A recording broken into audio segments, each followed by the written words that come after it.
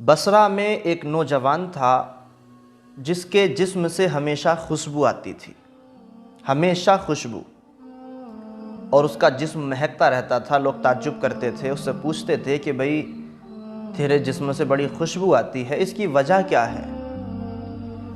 تو اس نوجوان نے کسی کو یہ وجہ نہیں بتائی۔ آخرکار ایک اسے نیک انسان ملے اور انہوں نے پوچھا کہ تو مجھے اپنی جسم کی خوشبو کی وجہ تو بتا کہ تیرے جسم کی اتنی خوشبو کیوں ہے؟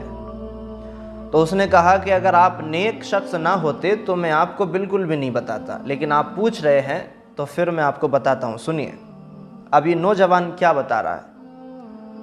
یہاں سے ہمارے نوجوانوں کو سبق حاصل کرنا چاہیے جو غلط کاموں میں مبتلا ہیں۔ یہ نوجوان کہتا ہے کہ میں چھوٹا سا بچہ تھا، دھیرے دھیرے بڑا ہوتا رہا۔ میرے والد غریب تھے، بہت زیادہ غریب۔ تو میرے والد نے کہا کہ بیٹا کہیں پر اب تم کام دھام کرنا شروع کر دو، جیسے آج کل ماں باپ کہتے ہیں کہ پیسوں کی ضرورت ہے، گھر بار میں ضرورت ہے، تم کہیں کام دھام شروع کر دو۔ تو یہ نوجوان کہتا ہے کہ میں ایک کپڑا بیچنے والے کی دکان پر، کپڑا جو آج کل فروخت کرتے ہیں لوگ، تو کہ میں کپڑا بیچنے والے کی دکان پر لگ گیا اور میں اس کی دکان پر کپڑے بیچتا تھا، نوکری مزدوری کرتا تھا اور روزانہ وہ اس کو کپڑے بیچنے کے کچھ پیسے دیتا تھا۔ یہ نوجوان کہتا ہے کہ ایک دن ایک بوڑھی عورت ہماری دکان پر کپڑا خریدنے کے لیے آئی اور اس عورت نے دو چار کپڑے دیکھے، پسند کیے۔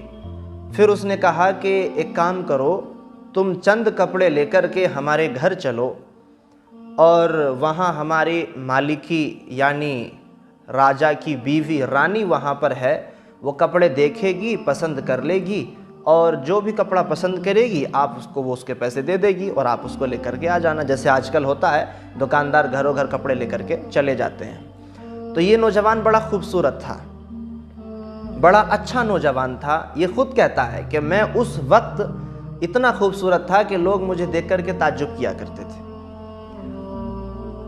تو یہ نوجوان کہتا ہے کہ میں پھر کپڑے لے کر کے اس بوڑھی عورت کے ساتھ ایک محل میں پہنچا۔ وہاں پر رانی بھی بیٹھی ہوئی ہے اور پورا محل خالی ہے، کوئی وہاں پر نہ عورت ہے نہ کوئی مرد ہے، کوئی نہیں ہے، صرف اکیلی رانی وہاں پر موجود ہے۔ یہ بوڑھی عورت بھی وہاں سے فرار ہو گئی۔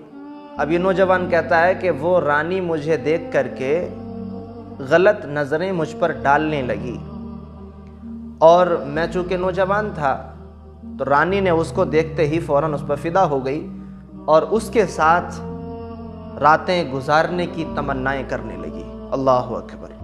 اس کے ساتھ وہ شیطانی حرکات کرنے کی تمنائیں کرنے لگی۔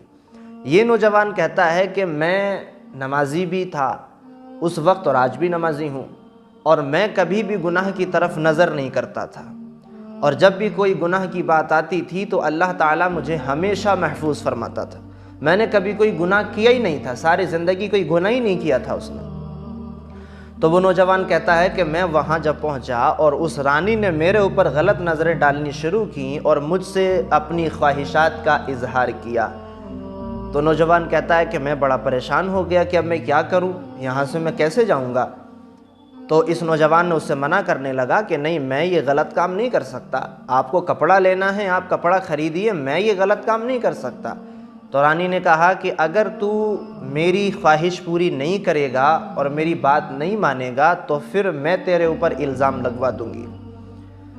تو وہ نوجوان اور زیادہ پریشان ہو گیا اور دل میں ہی رونے لگا اور اللہ تعالیٰ سے فریاد کرنے لگا۔ آخرکار رب نے اسے عقل عطا فرمائی۔ اس نوجوان نے کہا کہ ٹھیک ہے، آپ کی میں خواہش پوری کروں گا اور آپ کی بات مانوں گا۔ ایک کام کیجئے، مجھے اپنے یہاں کا ٹوائلٹ بتائیے کہ کدھر ہے، ٹوائلٹ بیت الخلا مجھ کو جانا ہے۔ رانی نے ٹوائلٹ بتا دی، وہ ٹوائلٹ گیا۔ یہ دیکھو گناہ سے بچنے کے لیے یہ نوجوان کیا کر رہا ہے۔ اس نوجوان نے ٹوائلٹ کرنے کے بعد اپنے ہی پاخانے کو اپنے منہ پر لگا لیا، منہ پر لگا لیا، جسم پر لگا لیا، ہاتھوں پر لگا لیا، پورے جسم پر اس نے پخانہ ہی پخانہ لگا لیا اور اس حالت میں وہ رانی کے پاس آ گیا۔ تو رانی نے اس کو دیکھتے ہی اپنے چوکیداروں کو بلایا، کہا کہ ارے اس کو باہر نکالو، اس کو محل سے خارج کرو، یہ تو کوئی پاگل انسان ہے، اسے خارج کرو، بھگاؤ اس کو، بھگاؤ۔ اب وہ اس کے چوکیداروں نے اس کو وہاں سے نکال دیا۔ اللہ اکبر! یہ نوجوان بھی تو یہی چاہتا تھا نا کہ میں اس گناہ سے بچ جاؤں۔ نوجوانوں یہ دیکھو، میرے عزیز دوستوں، میرے بھائیوں، یہ دیکھو کہ اس نے گناہ سے بچنے کے لیے کیا طریقہ اختیار کیا ہے، اللہ کا کتنا ڈر اس کے دل میں ہے۔ مجھے بتاؤ، کیا جس وقت یہ رانی کے سامنے تھا کسی کا ڈر اس کے دل میں تھا؟ کیا وہاں پر کوئی مرد موجود تھا؟ کوئی نہیں تھا، صرف اور ڈر تھا اس کے دل میں تو اللہ کا ڈر تھا۔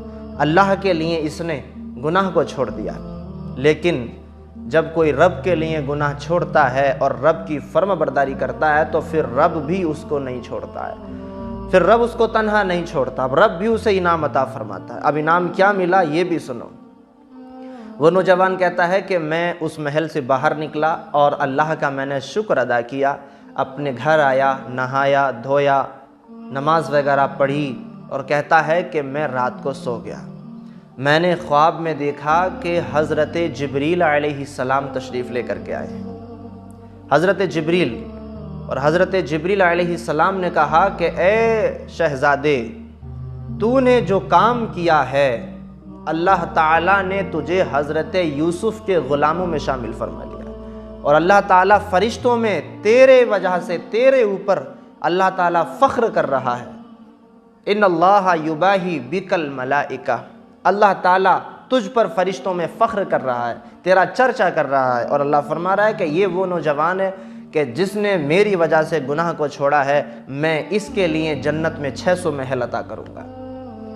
اور اے نوجوان، تو نے جو ہے حضرت یوسف جیسا کام کیا ہے۔ پھر وہ نوجوان کہتا ہے کہ حضرت جبریل علیہ السلام نے اس کے جسم پر ہاتھ پھیرا، تو نوجوان نے پوچھا کہ آپ کون ہیں؟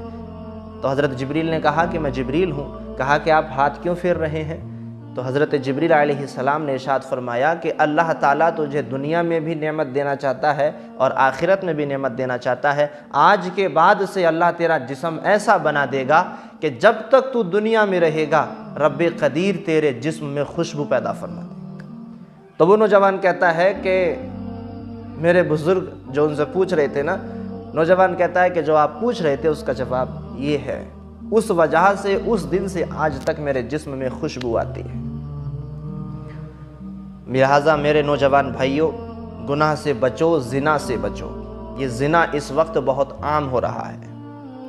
حضور پاک صلی اللہ علیہ وآلہ وسلم ارشاد فرماتے ہیں کہ حضرت موسیٰ کے پاس ایک بار شیطان آیا، تو حضرت موسیٰ سے کہنے لگا کہ موسیٰ، جس وقت کسی کو غصہ آئے تو مجھے یاد کرے، کیونکہ جب کسی کو غصہ آتا ہے نا تو اس کے خون میں دوڑتا ہوں، میں چکر لگاتا ہوں، پھر میں اسے ابھارتا ہوں کہ تو اور لڑائی کر، تو اور اس سے لڑ۔ جب دو لوگوں میں آپس میں لڑائی ہوتی ہے تو شیطان اس کو ابھارتا۔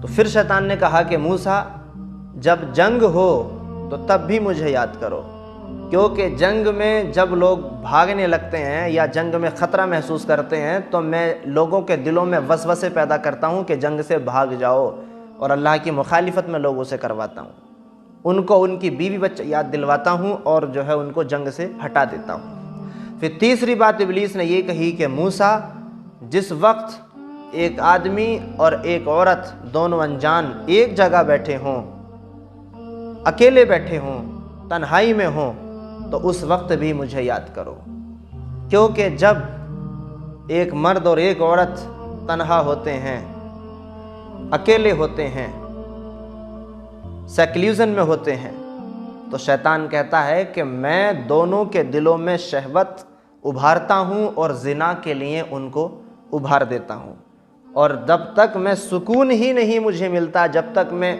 چین ہی نہیں ملتا مجھ کو، جب تک ان دونوں کو آپس میں ملوا نہیں دیتا ہوں، جب تک ان سے گناہ نہیں کروا دیتا ہوں۔ لہٰذا نوجوانوں، بہت ضرورت ہے، زنا سے بچو۔ صحابہ اکرام رضی اللہ عنہم اجمعین فرماتے ہیں کہ جو شخص زنا کرتا ہے اس کے لیے 6 سزائیں ہیں، 3 سزائیں دنیا میں ہیں اور 3 سزائیں آخرت کی ہیں۔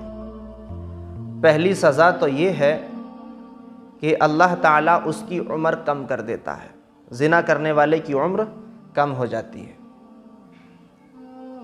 دوسری سزا ہے کہ اللہ تعالیٰ اس کا رزق بھی کم کر دیتا ہے۔